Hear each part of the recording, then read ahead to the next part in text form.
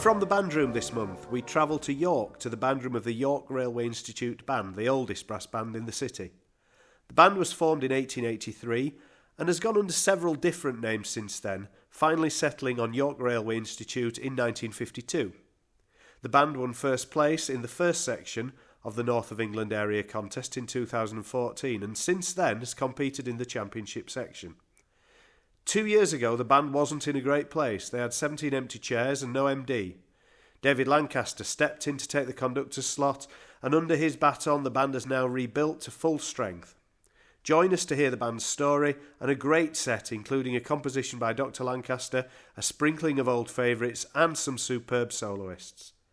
From the Bandroom with the York Railway Institute Band, 10 p.m, Tuesday 27th of November on East Leeds FM.